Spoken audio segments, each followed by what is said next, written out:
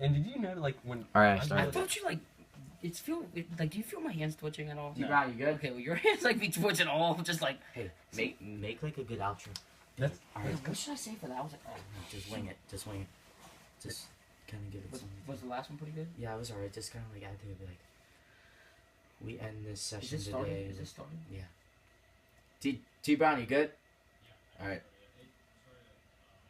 I know something. Alright. Alright, everyone.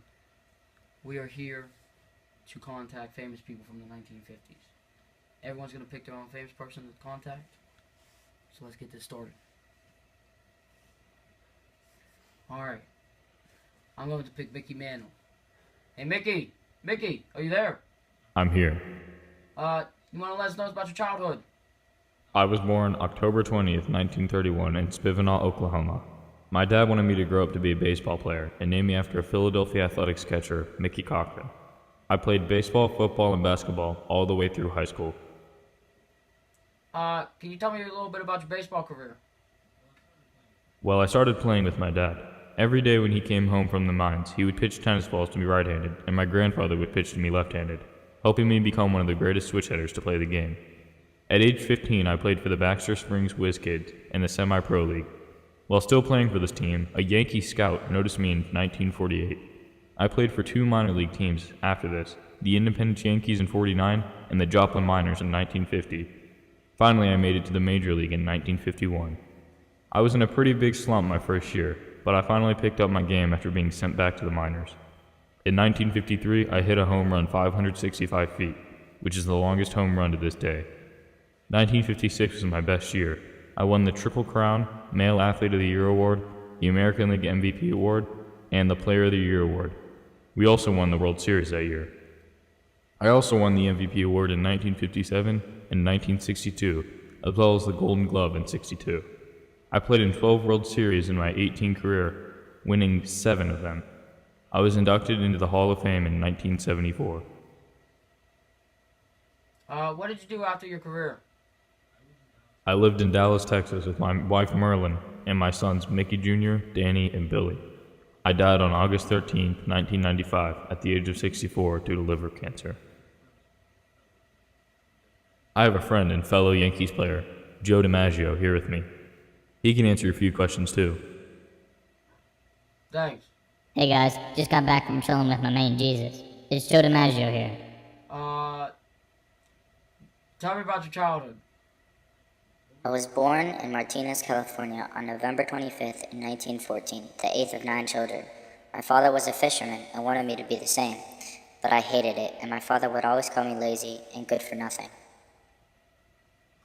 What about your baseball career? I made my professional debut on October 1st, 1932 for the San Francisco Seals of the Pacific Coast League. I got at least one hit in 61 consecutive games for a PCL record. I made my Major League debut on May 3rd, 1936 for the New York Yankees. I was nicknamed the Yankee Clipper and led the Yankees to 9 titles in 13 years.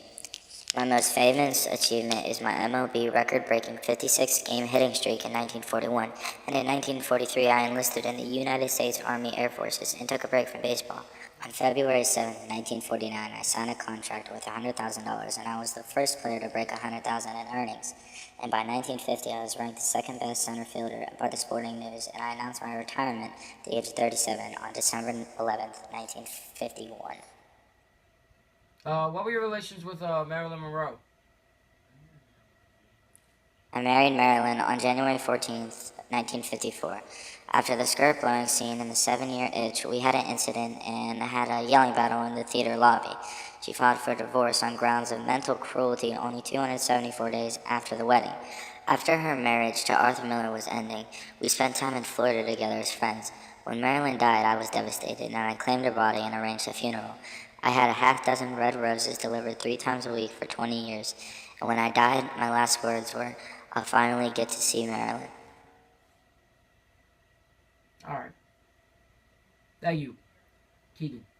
Who would you like to talk to? Ray Charles. Ray Charles. Hey Ray, you wanna let us know about your childhood? I was born in Albany, Georgia on September 23, 1930, to Aretha Robinson, who was a sharecropper, and Bailey Robinson, who was a mechanic.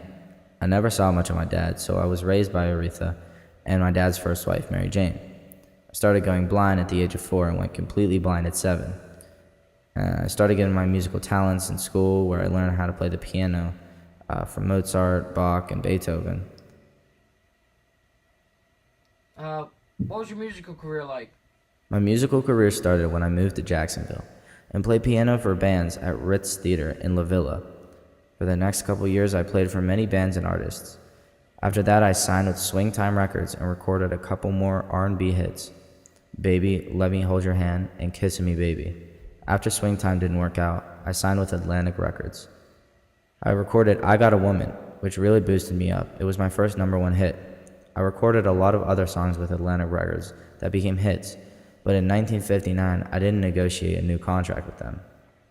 So I signed with ABC Paramount Records. Later in my career, I founded my own record label, Tangerine Records, which worked closely with ABC. In my entire career, I won 12 Grammys, among many other awards. I was also inducted into the Rock and Roll Hall of Fame in 1986. What was the lowest part of your career? The lowest point in my career was probably when my heroin addiction consumed my life. I was arrested multiple times for possession, but I agreed to go to rehab to avoid jail time. I stopped my musical career during this time to try to overcome the addiction.